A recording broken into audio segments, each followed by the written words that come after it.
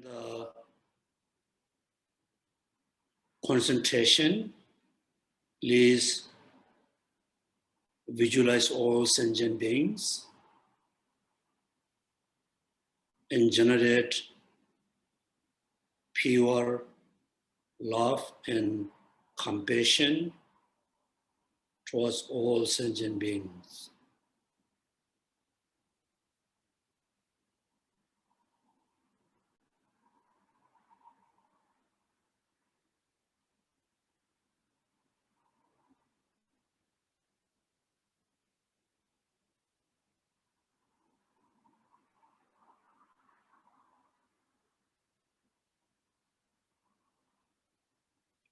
When we generate love and compassion towards all sentient beings, we are not just wishing all sentient beings to be happy, all sentient beings free from sufferings. At the same time, we must take the responsible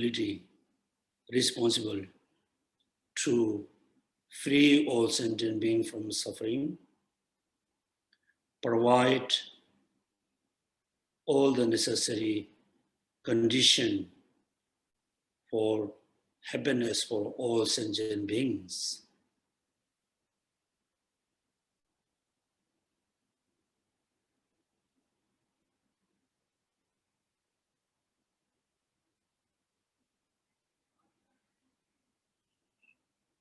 As a Buddhist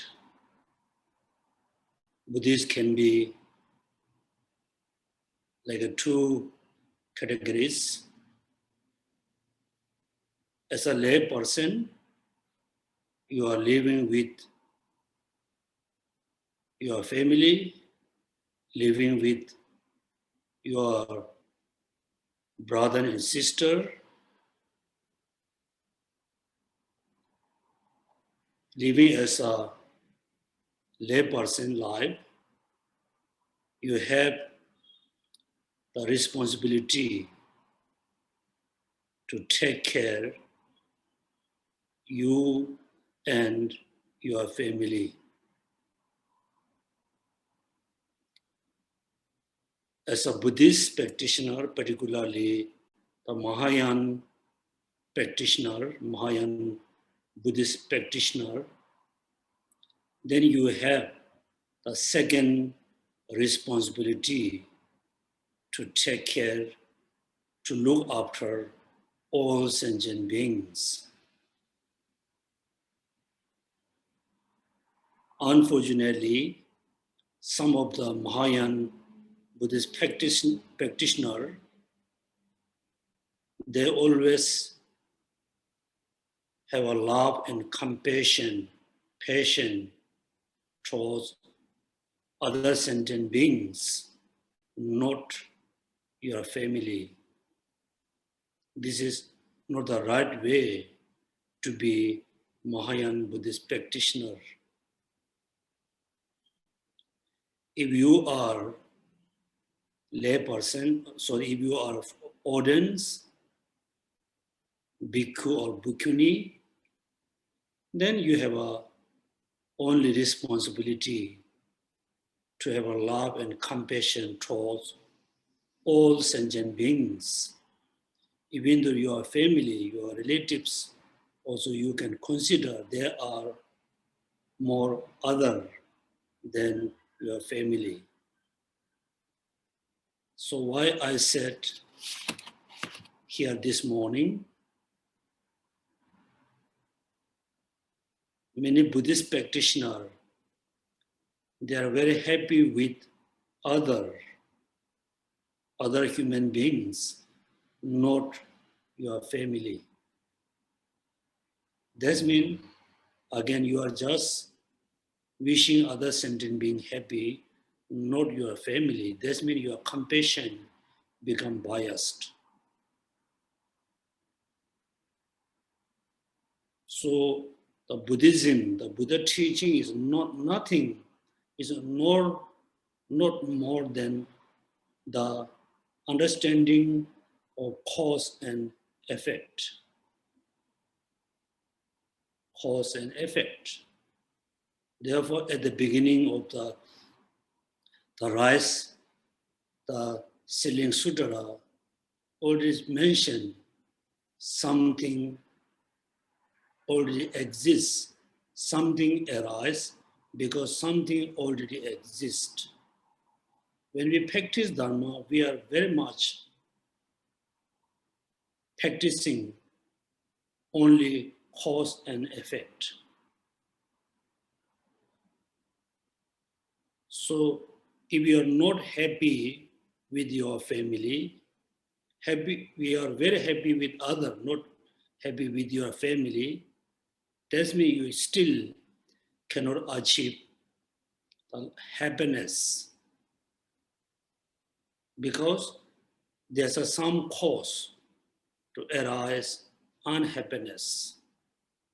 Therefore, your compassion, your love, tolerance, patience, everything first you start from your family. Then slowly you can extend the person, the family, the community whom you don't like. Then the third, then you can extend your love and compassion all sentient beings.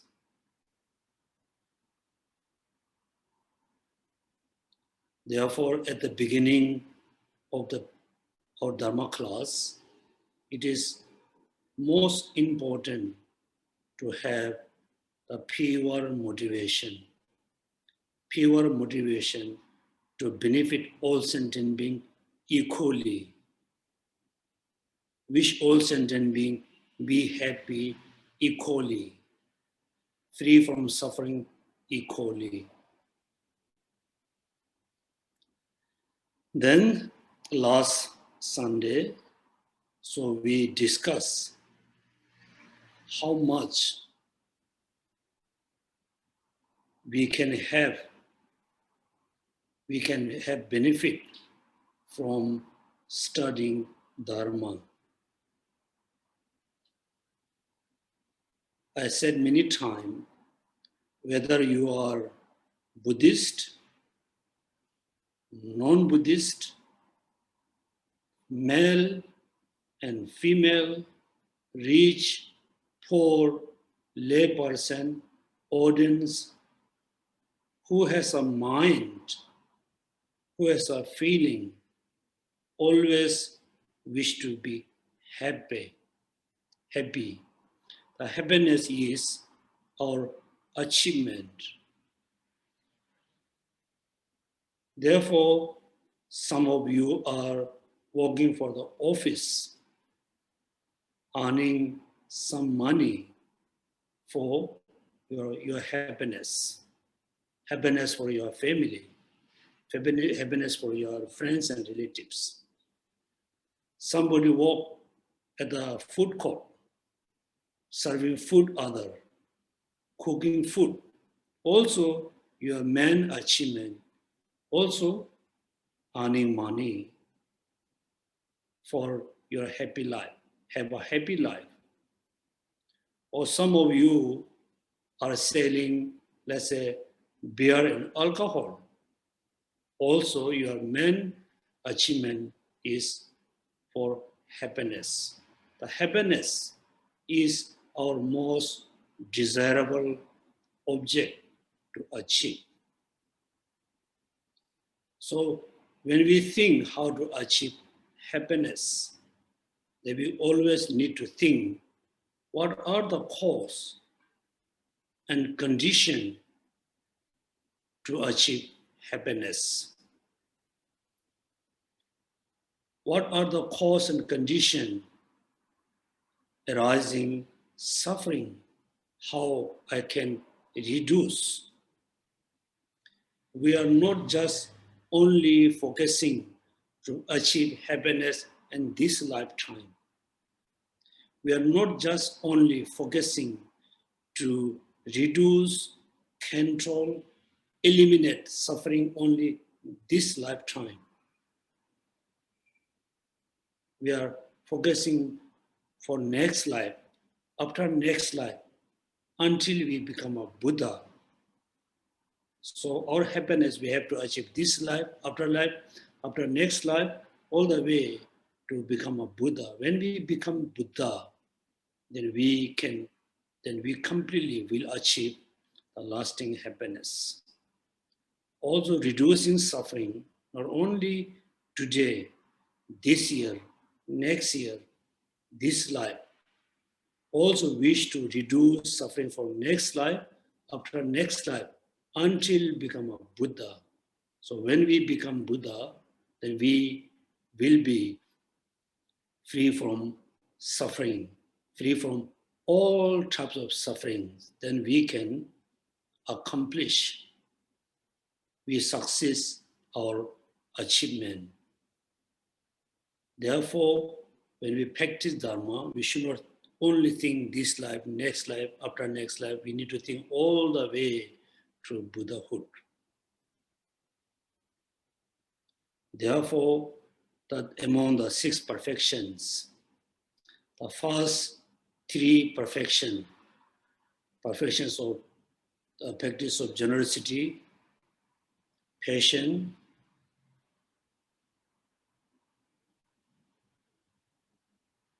are very important practice for the lay person. Then 3, practicing generosity, practicing patience,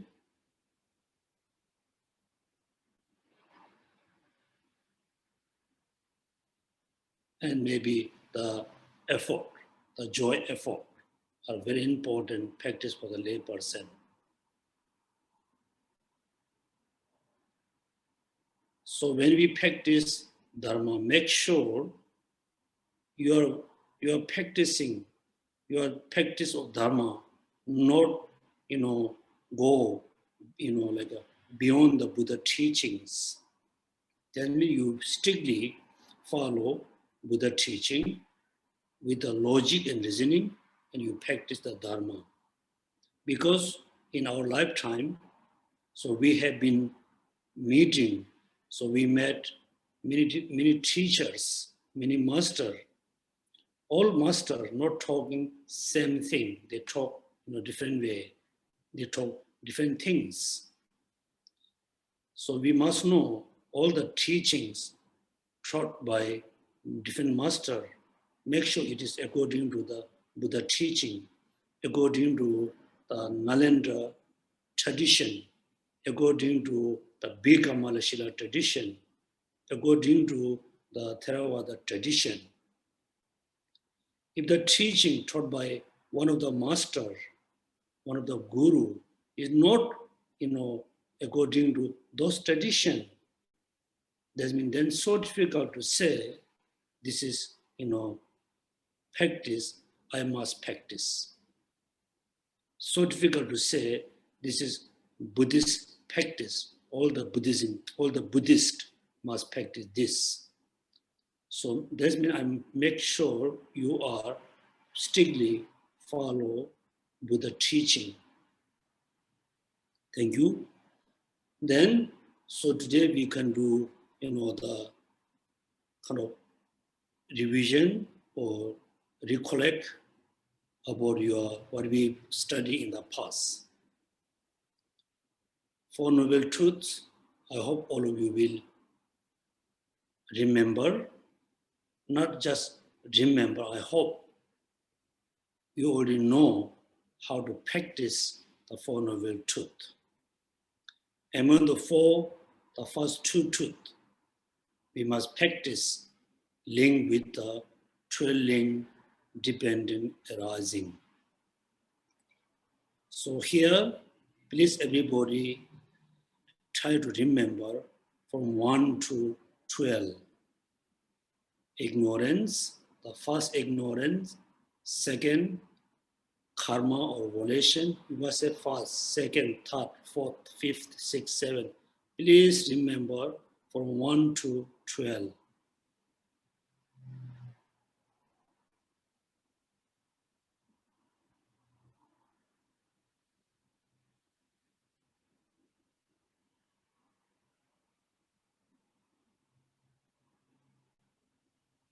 unto 12.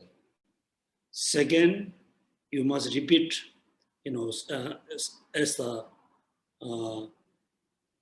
sutra, ignorance arises volition or karma. The karma arises consciousness. So please say all the way to the death, aging and death.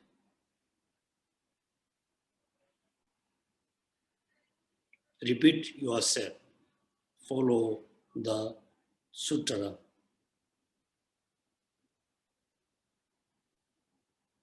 All the way to aging and death.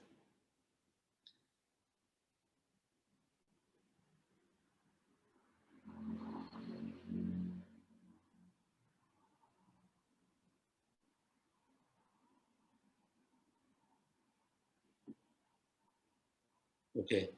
Next, you need to reverse, mean aging and death arise from birth. Birth arise from becoming. Becoming arises from grasping, craving, grasping. The grasping arising from craving. So go all the way to ignorance. Ignorance.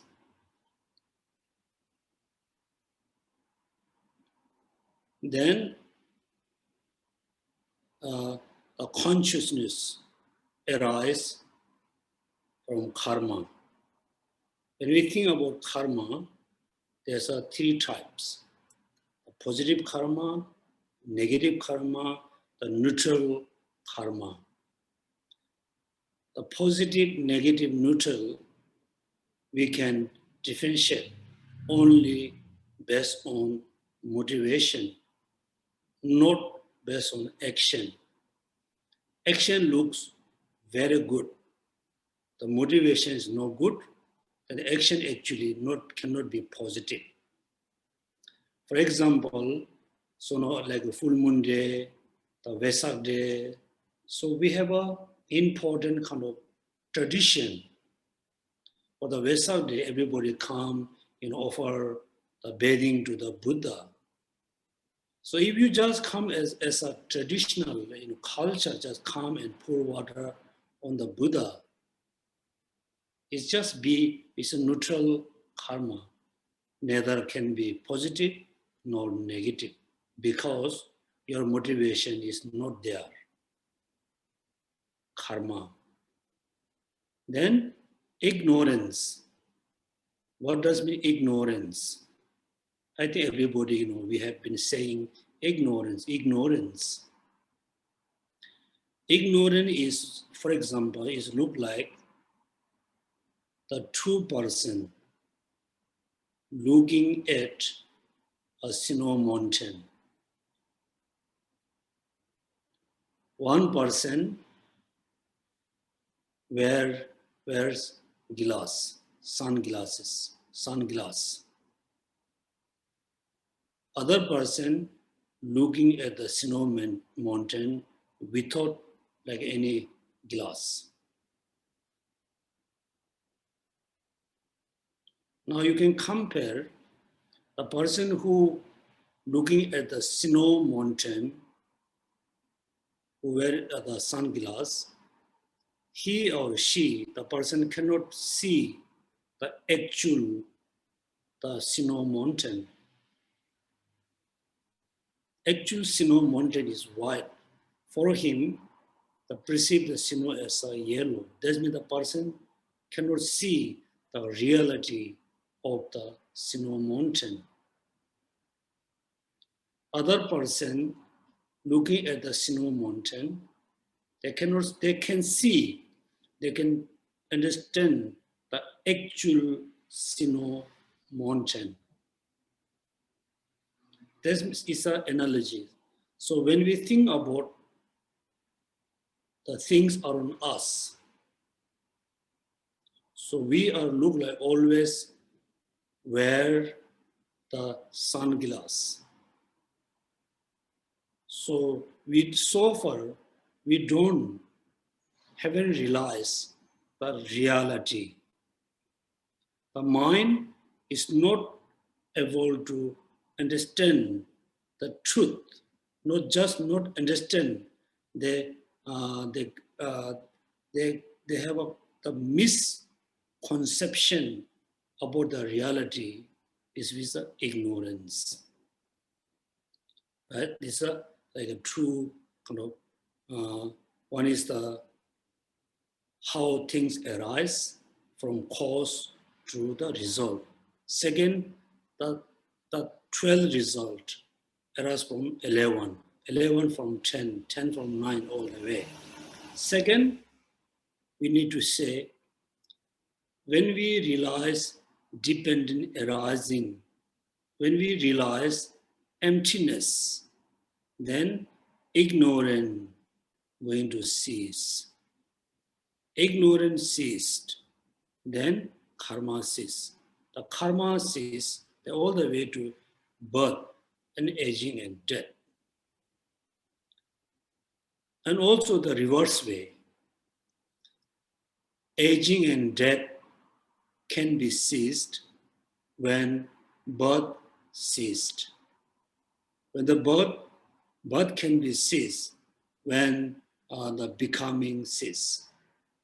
So the second, meditating on the second two ways is practicing how to cultivate the path, how to achieve cessations.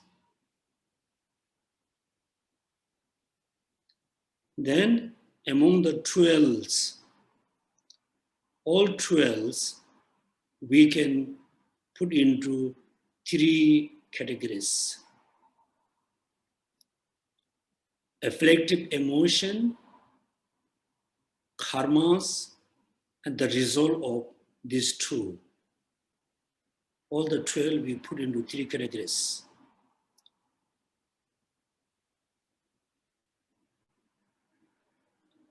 The 4 among the 12, the 4, ignorance, attachment or desire, craving, grasping, becoming. Make sure first among the 12, ignorance. Then attachment or desire, 2. Then number 3, craving. Then grasping. Then becoming. Grasping. For the first 4, we can include into afflictive emotions. Then karma, becoming, we put into like a category is a karma. Then rest of them we can put as a result from the afflictive emotions and the karmas. That means all the 12, some of them afflictive emotion, 2 of them karma, the rest of them the result. Make sure ignorance, desire, craving, grasping are afflictive emotion. Then karma, becoming, we put into like a volition or karma. Then rest of them include into result of the karmas and afflictive emotions. Right? Then also last time I explained there's 2 different orders. One, the 12 link has an order according to how Buddha give a teaching about the 12. This is the general order. So for example, we have ignorance, then we have cumulative karma. The karma we store into consciousness. Then we died. Then we have a name and form. When the name form fully develop, that there's a sources. When there's a sources, then there's a contact. When there's a contact, there's a feeling. And there's a feeling, there's an attachment. And the attachment becomes so strong, then there's a craving. Then craving becomes so strong, then the karma activate as a becoming. Then we keep accumulating karma for many years, many time. Then what happened? Then we died. Aging and die. Then we born again. This is the general order. Second, when you think very precisely, very important. For example, right now, we already have many karmas. So before we died, for example, we are very critical condition in hospital, or very critical, our condition is very critical in home. Almost, 99.50%, let's say we are dying. Within a few minutes, we're going to die. And this moment, then the attachment, craving, grasping, then becoming. How at that time we can have a attachment. For example, while you are dying or you are on the processing of dying, due to your negative karma, suddenly you feel so cold. Then you have a strong attachment, strong desire to have a warm or hot. That's why you attach to the kind of warm or hot. Then your attachment becomes so strong, you're always thinking about the hot and like a warm kind of feeling. That means craving. Then due to the craving and grasping, the negative karma activate so strongly that we will go to the lower realms. Therefore, the moment of the death, when the person is, almost going to die, already in the process of the dying, that time make sure we remind the person about Buddha, Dharma, Sangha, compassion, bodhicitta, renunciation. Should not let person remember the belongings. Because if we let them let the person remember like a belonging things, that the person man attach.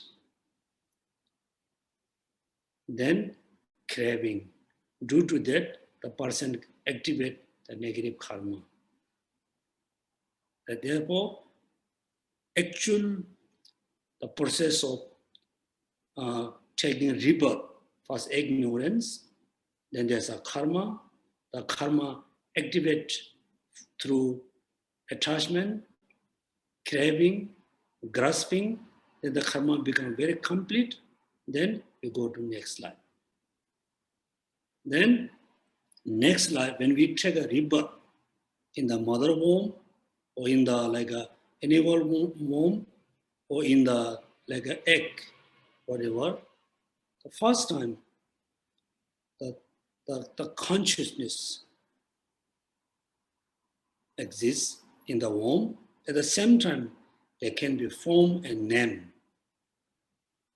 Form and name, very tiny kind of size. Then due to different condition, Then the very tiny body, smaller than the atom, then tiny body slowly develop. Right now we have a quite big size of body. Actually the body that originated by very small substance come from our parents.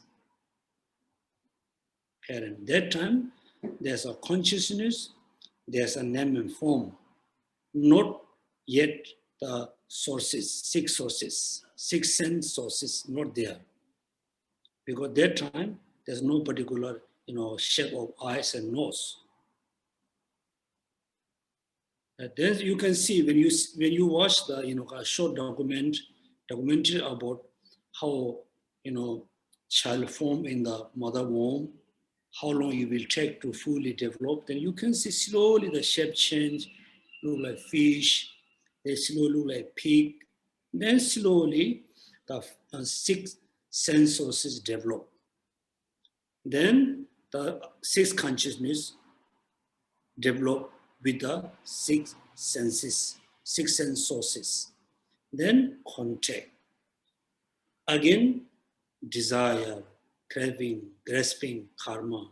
Therefore, the samsara never going to be ended because we don't know how to cut the root, which is ignorance. Right? Okay, today new lesson, we study about more precisely about the dependent arising. Sorry, before dependent arising, we study about the Dharma. Page number 95.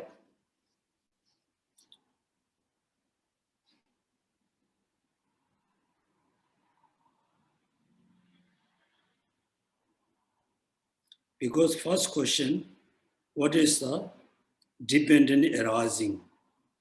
What is the Dharma? What is the Buddha? Related to the second question, what is the Dharma? The Dharma is the eightfold path of the noble ones. Eightfold path. What are the eight? Number one, right view, right thoughts, right speech, right action, right livelihood, right effort, right mindfulness, and right concentration. So these are very important. Also, this eightfold, the eighth part of the four, noble one, the eightfold part of the noble one is a common practice between Theravada and Mahayana practitioner. The eightfold paths, the eightfold paths we can practice very simple way, we can practice more profoundly. As an ordinary person, first we need a right view. Right view. For example, when you build a house, when you want to cook a food, you need a right view, what kind of things you need precisely. Then, second, right thoughts. So you bought ingredient for cooking pasta. Second, you change your thoughts, you want to cook like a laksa. Then the laksa cannot be that good enough to eat because you already have a right view to buy the ingredient for cooking pasta, not the laksa. Therefore, for the right view, right thoughts. Second, then, the right speech. So this is, I think, as a very important as a human being. We speak rightly, the right speech, not wrongly not the wrong speech. The right speech is very important because in our society, in our family, many problems cause from the wrong speech, speech wrongly, speech in the wrong time. Therefore, the right speech. If you have a right view, the right thoughts, then your speech can be very right, very truthful. Right speech and right action. The right action also very important with the Dharma practice, with the mundane level. Right action. For example, somebody do a lot of long exercise, heavy exercise. Then the person has a lot of injured for the body. That means not the right action. Also, we have to eat food. If you eat too much, we become heavy, we become fat. If you eat very little, you're going to get sickness. So the right action is very important. Every action, eating, drinking, sleeping, exercise, business, all action, we must act into the right way and right amount action. Sometimes we can see, there's always confusing between our desire and our ego. So desire always want to eat lot of food, tasty food. Ego want to be very healthy, always want to have a healthy body. Ego say, oh, I want to be very perfect, I want to be healthy. The desire want to eat a lot of food. There's a contradiction. Therefore, right action. Then right, livelihood. Also, in order to survive, we need a food, we need a place to stay, we need a clothes to wear. Sometime somebody wish to have a big house, lot of food, lot of clothes. Then the person never be content, never have a contentment. So according to your financial, according to your money, you must control your livelihood, the food, the clothes, the house, whatever you need. Then the money, we try to earn through very ethical way. So usually, I think everybody have an experience. You got kind of big money by cheating. You got the money from someone. You are cheating. So when you use the money, when you buy things, when you eat food, from the unethical money, there's no tasty. You feel deep down, you feel guilty. So you earn like very little money with the right action, with the right kind of motivation. When you eat very simple food, let's say fried rice, not a lot of variety. But when you eat the food look very tasty, you feel very happy. That means the livelihood is very important. The right kind of living standard, livelihood. Then right effort again. So we must put effort in order to survive. If we put true effort, extreme effort, no good. Then right mindfulness, right concentration. Also, many of us, we don't have a right mindfulness. While we are walking, we fall down, fall over for many times because we didn't have enough mindfulness. Also, every day we have a problem. We cannot remember where we put things, where we live, where we put our key, where we put your watch and mobile, because you don't have a right mindfulness. So, a right concentration. These 8 practices we can use in the mundane world, particularly, is very important to use in the Dharma. The right concentration. That means within this 8 practice, all the practices can compound, put into 8 eightfold paths. All the eightfold paths we can put into 3 mind training. The right view, the right thoughts, include into the wisdom. Then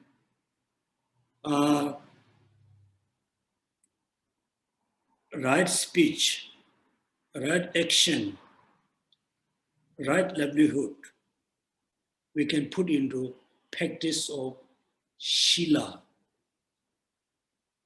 Then right effort, right mindfulness, right concentration, we include into practice of Samadhi, practice of wisdom, practice of Samadhi, practice of Shila. Within these 3, there's a very important practice, order. First, Shila. Second, Samadhi. Third, wisdom. So this eightfold symbol from the wheel of Dharma. Wheel of Dharma, because in the Buddhist, the wheel of Dharma is a very important symbol. You can see every monastery, every temple, everywhere you can see the wheel of Dharma. Because the wheel has 3 parts, the center, then the spokes, right? Then the ring, the center part of the wheel, symbolic the Shila. Then the 8 spokes, the spokes symbolize the wisdom. Then the ring, the outer ring is symbolic of mindfulness and concentration. So what is the Dharma? You can see, yes, the eightfold of the part of the noble is the Dharma. And also the Dharma actually symbolized through the will. Because when we move faster, without trying, we need to move for a long way. We always depend on the will. Ancient time, the chariot, the horse wheel, like a cow wheel. Also, in order to get water for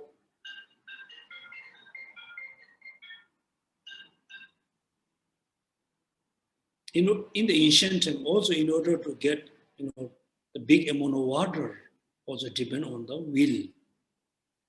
So the will is very important, symbolic in Buddhism, eightfold. So we just skip who is the Bhagavan. So we no need to learn this one today. Next we move into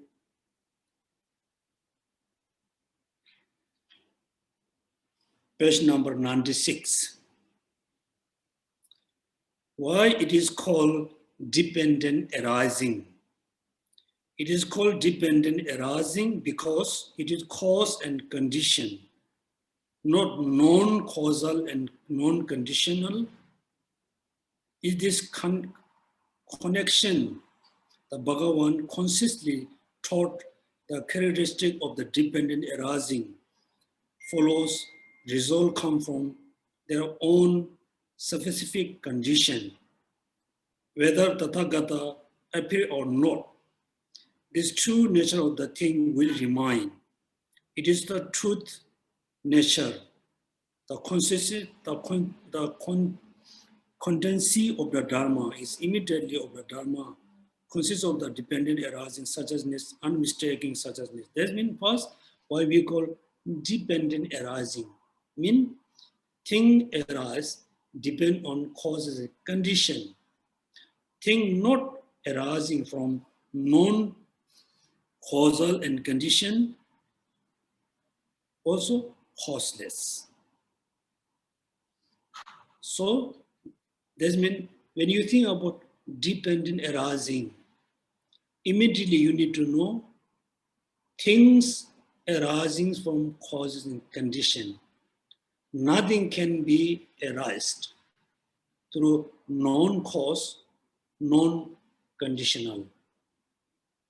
Then immediately you need to reflect the happiness which I wish to achieve also must arise from the cause and condition, very specific cause and condition.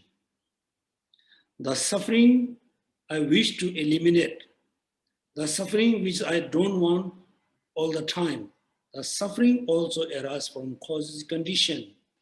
Now, the Dharma practice becomes very simple. You want to be happy, always want to be happy, put effort to have a causes and condition for happiness. If you don't want sufferings, don't want suffering at all, stop the causes and condition to arise suffering. Very simple. Then when we think about how I can have causes and condition to have a lot of happiness, then we must think only recitation, chanting, prostration, making offering, visiting all the holy places, those are not enough condition to arise happiness. Because happiness must arise from innerly. Don't want suffering. Again, not only do chanting, recitation, praying, so and so. You must stop ignorance, stop anger, stop attachment. That you are actually stopping the real causes and condition to arising suffering. Right? Then moreover, next sentence,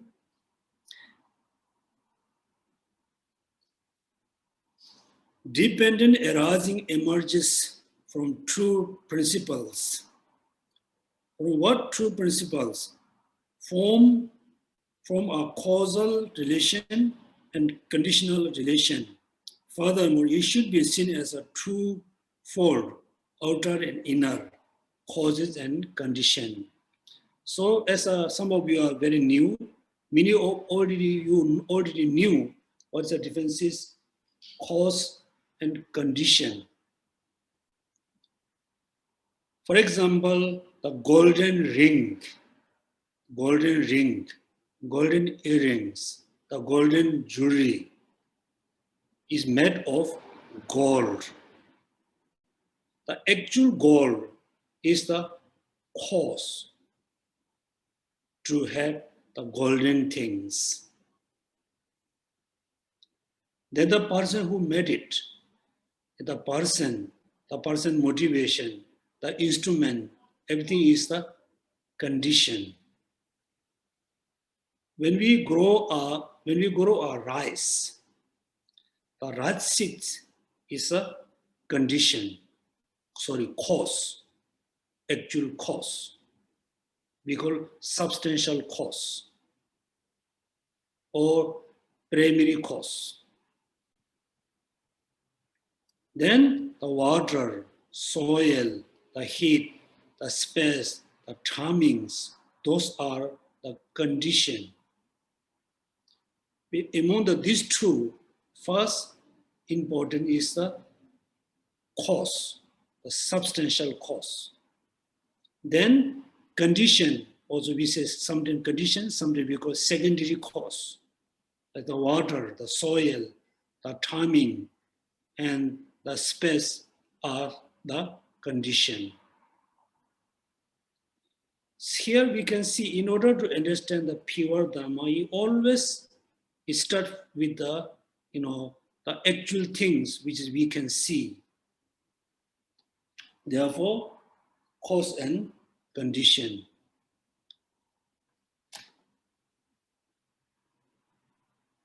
Furthermore, it should be seen as a twofold, outer and inner.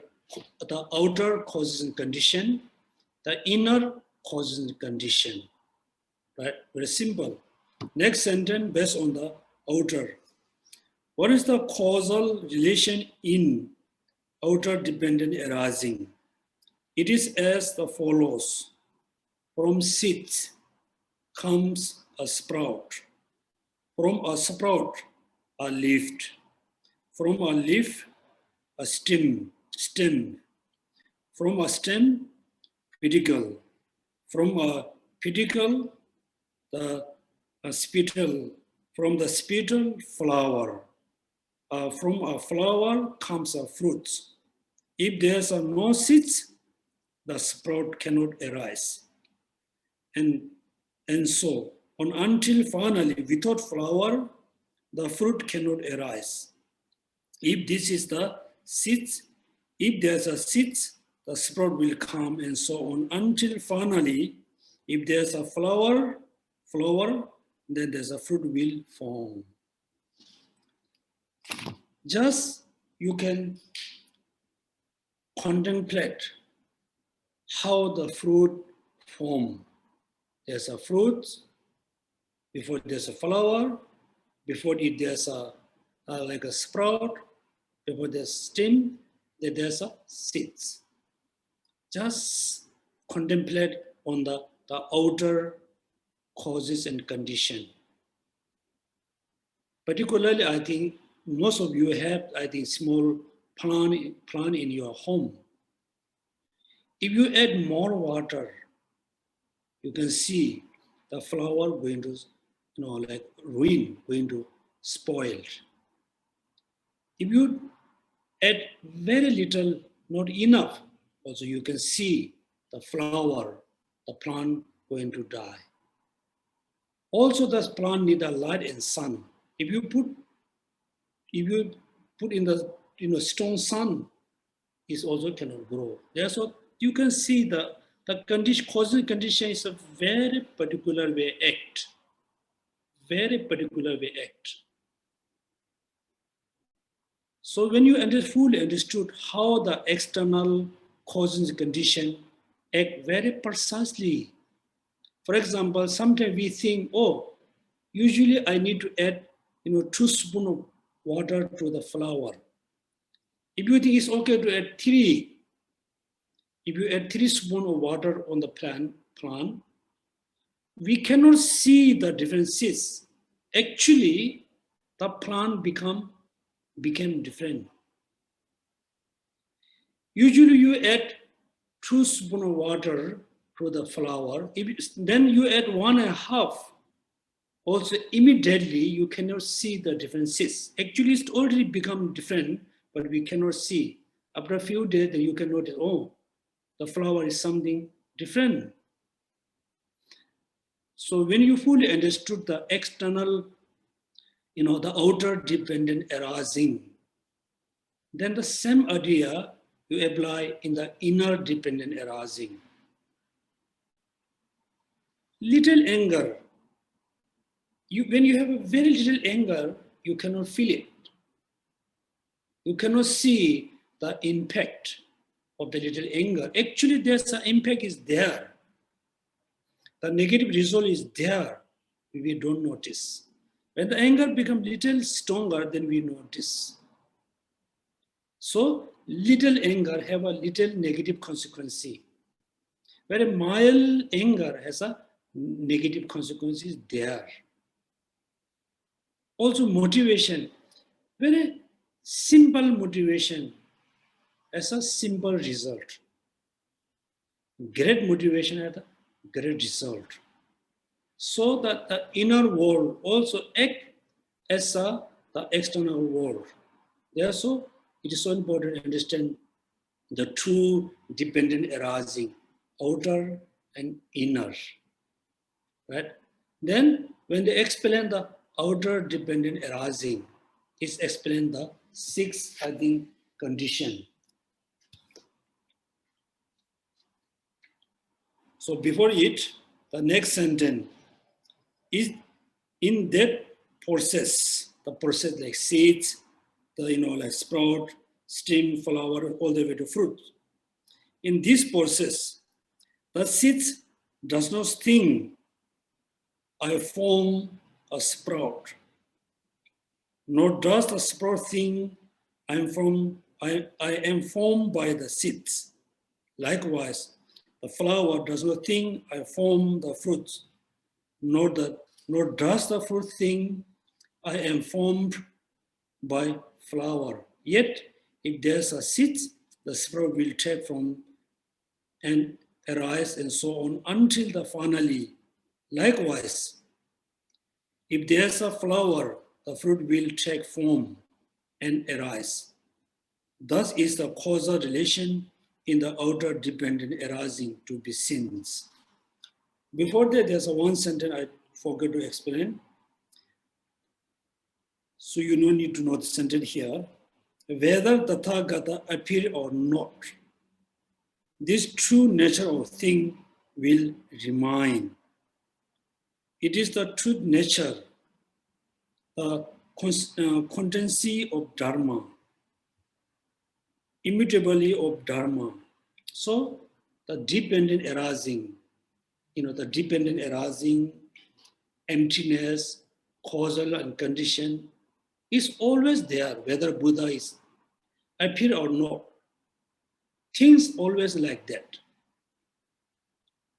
So what we need to learn here, the emptiness just realized by Buddha, realized by Buddha, is not really invented by Buddha. The Four Noble Truths just introduced us from Buddha, but in nature like that. Right? So therefore, Tathagata is appear or not, the Dharma is always there. How is the conditional relation in outer dependent arising to be seen? As due to the coming together of the six elements. As due to the coming together of which six elements, namely, conditional dependent arising is to be seen as a due to the coming together of the elements of the earth, water, fire, wind, space, and seasons. Very important, six. First, earth, water, fire, wind, the four elements, plus space, six. Then fifth, the space. Then six, the seasons or timing. Again, you can see, right? In order to grow a flower, we need water, earth for soil. Then we need water. Then we need fire, means we need the warmness. Then we need air. Without air, the flower cannot grow. Without water, flower cannot grow. Right? Four elements. Then space. In order to grow the flower, we need a space. Without space, we cannot grow flower. It cannot be generated because no space. There's a 4 elements, there's a space. If there's no season, it's no season to grow the flower, you cannot grow the flower. Season or time is very important. Right? Very important. Please remember the 6 elements, why they are so important to form the external dependent arising. Right? Okay, so we can stop here our today class. So is there any question? Is there anything I need to clarify? Please feel free to ask. Otherwise, we can do the meditation.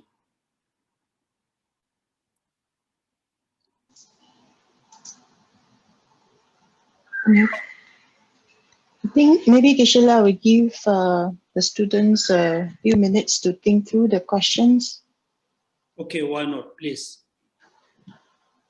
So Dharma brothers and sisters, you have, if you have any questions or anything that you would like to clarify, you may do so by raising your hand or unmute yourself, or even type in the chat window.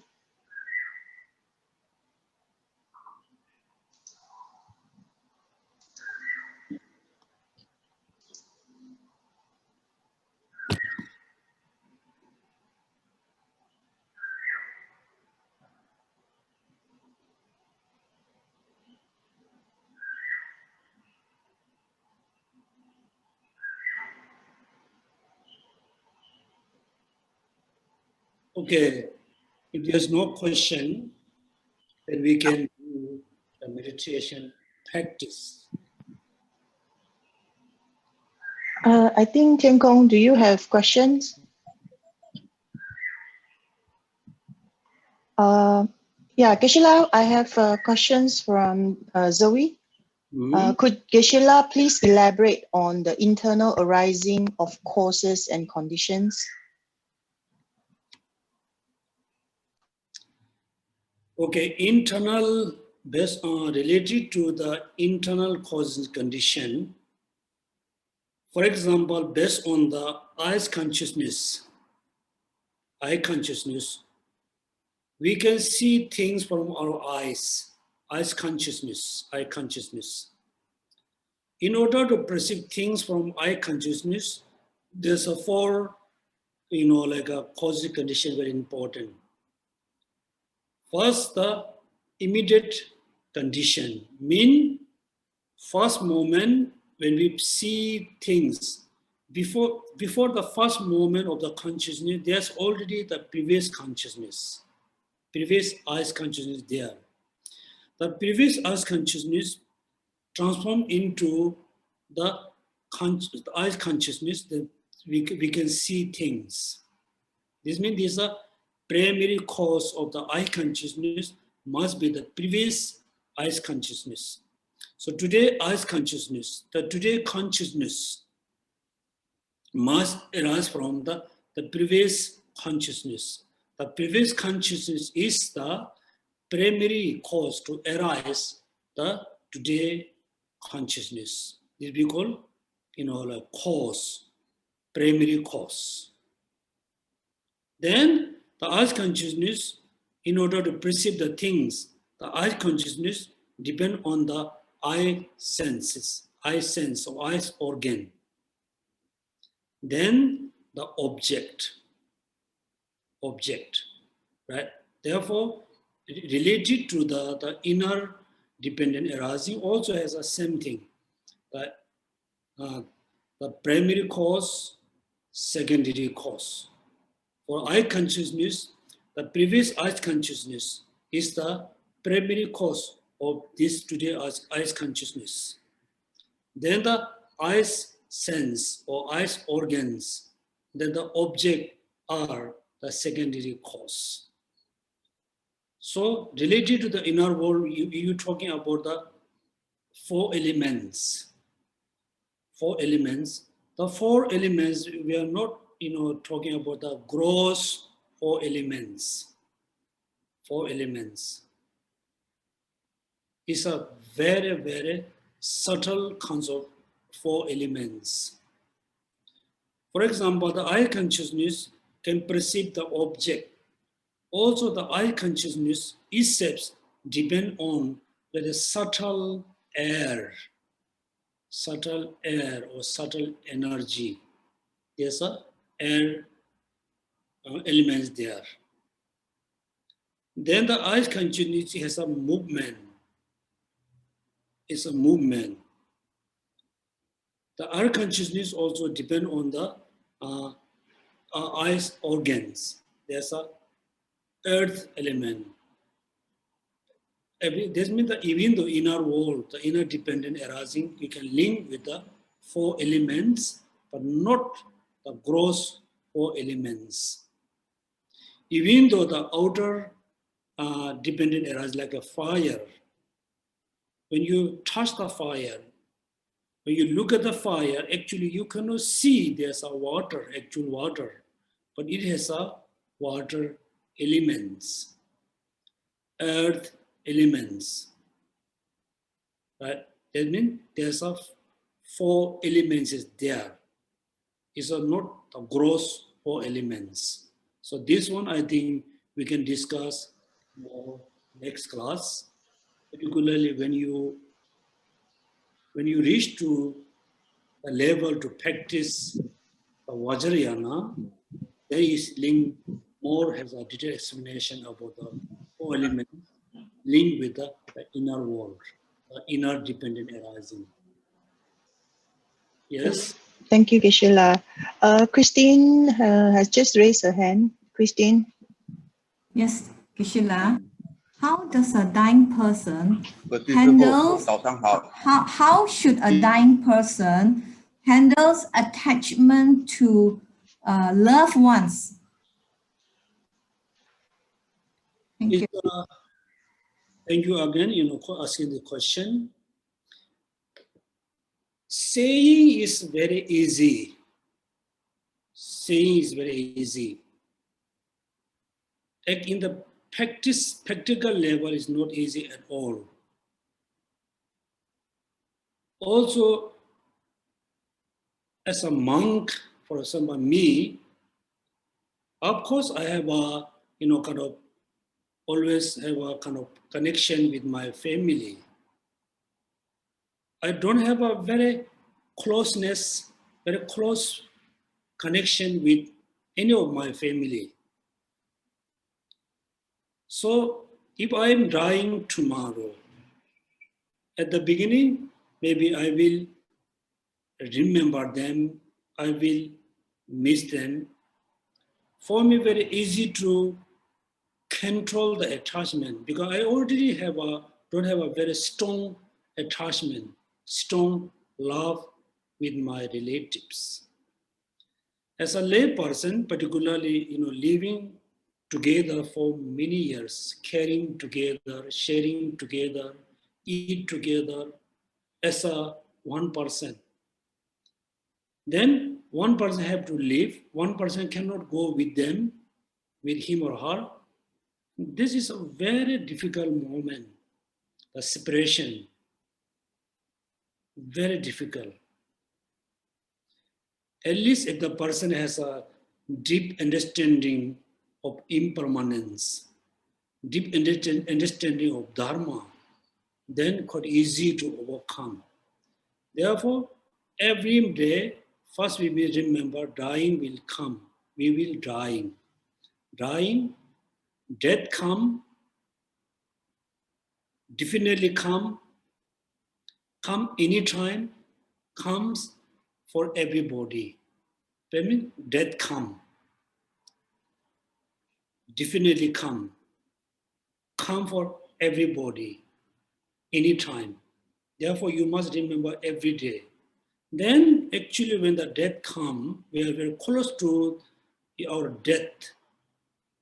Then we can understand, yes, there's no much point to attach with my close and dear one. I need to separate. For example, it's a very common, experience. For example, you have a very expensive phone. The phone is somehow totally, spoiled. The phone is spoiled. You still know it's very expensive. Your mind is so attached. If somebody asks you to throw away the phone, while you are looking the phone, when you throw, you cannot. You say, no, I don't want to throw. Close your eyes, just throw, then it's okay, you can throw away. Therefore, the moment of the death, you need to disconnect your attachment with this world, just connect with the next world, next life. Then quite easy. Otherwise, this question is very simple question. Practically, not easy. Particularly who really, love each other, not easy. Then the person will pass away with a sense of attachment with someone, sense of attachment with some belongings. Therefore, what Buddha said, first he explained Four Noble Truths, among the truth to the sufferings, with the truth of suffering, impermanence. Therefore, every day we need to practice. Our mind must be very familiar with the impermanence. When that comes, then we are okay. Otherwise, not easy. Thank you, Geshe-la. Thank you. Question for Mui Ching. For people who have just experienced a trauma, once they are mindful, fear arises. How to tell them to practice mindfulness? This is, I think, very interesting kind of topic to talk. When the person is totally in like a coma, many people believe the person cannot think. Actually, no. It depends on the person. Somebody is in a coma, cannot hear, cannot see, cannot talk. The mind is very alert.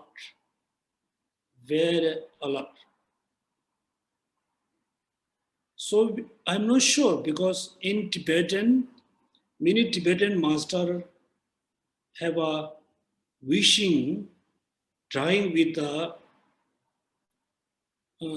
like a water problem in the body.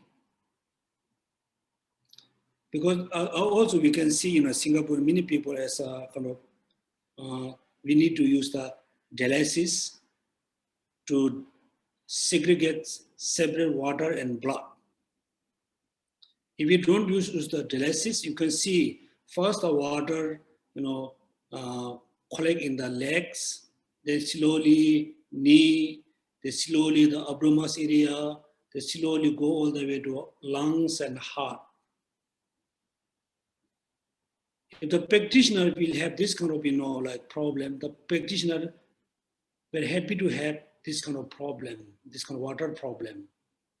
Because the water is slowly filling up, the practitioner can have a better practice. Therefore, the person who is in coma, it depends on. When we say, oh, you must remember Buddha, the person don't have ability to hear. If you do action, the person don't understand what you are doing. But there's no way, we can introduce him to practice Dharma. That moment, if you do a lot of kind of pray for the person, do a lot of dedications, the prayers and dedication can help the person to have the ability to have the power to remember Dharma, remember practicing Dharma. Otherwise, there's no way we should say, you should practice Dharma. The dedication is very important. Praying for the person, for having the positive thoughts is very important. Otherwise, we cannot really introduce Dharma to the person. Thank you, Geshe-la. Maybe just now I misspelled. So they are referring to trauma, the severe emotion shock. Yeah. I saw coma. I had coma. My apologies, maybe. No, it's my idea. Maybe I also mix up coma and trauma. Okay, I think this is an answer for you. So we don't have a lot of time. We have only 5 minutes. For the 5 minutes, I think everybody, without looking the Buddha picture, please visualize the Buddha according to the picture, which is we showed the last time. Please visualize the Buddha, the complete Buddha body.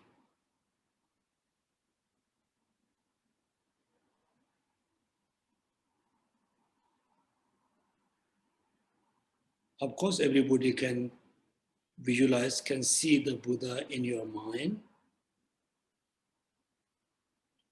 Now we just scan the Buddha image from top to all the way to legs. First focus top of the Buddha head, which is the golden part.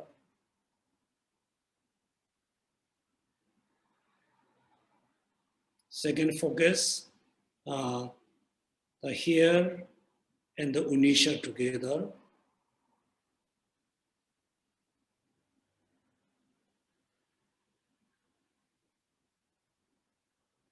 Now please focus with the face,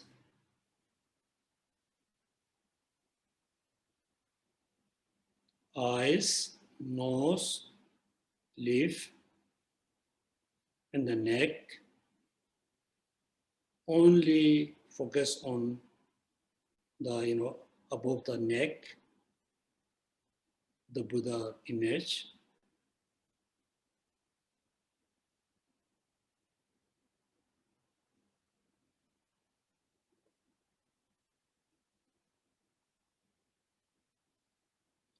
Now you fully focus the upper body, include the head.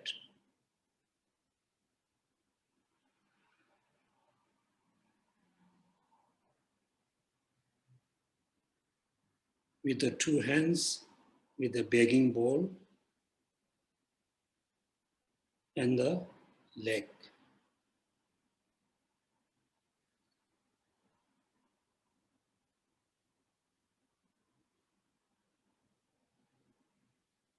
Please continuously concentrate to the complete Buddha image.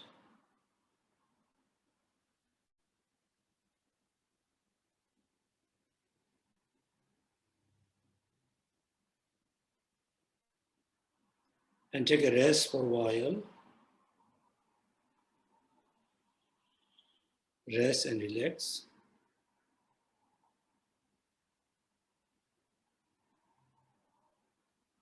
Again, concentrate the complete Buddha image.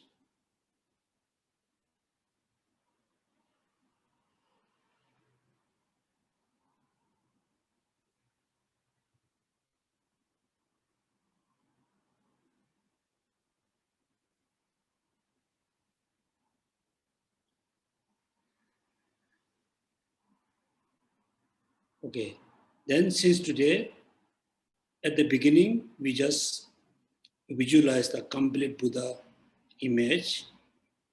Then we need to imagine the Buddha actually giving teaching us about the dependent arising. The first 3 lines, right? Something is arising because something already exists. Something is born because something already born. So first you look like you are listening the teaching, then you need to meditate on the 3 meanings. Then slowly, ignorance, volition. Next, we do meditation on the trailing interdependent. First, visualize the Buddha. Imagine listening teaching from him. Then meditate first 3 meanings. Then slowly meditate on the trailings. Okay, so thank you so much attending the Sunday class. I really appreciate all of you, even though you are very busy. It's a Sunday, a resting day. Usually, I think many of you sleep until maybe like 8:30. Then you have like a breakfast. You are very busy. Still, you try to attend the class. I really hope you can get some benefit for your life, some benefit for your families, particularly your friends and co-workers. Thank you so much. Have a happy Sunday.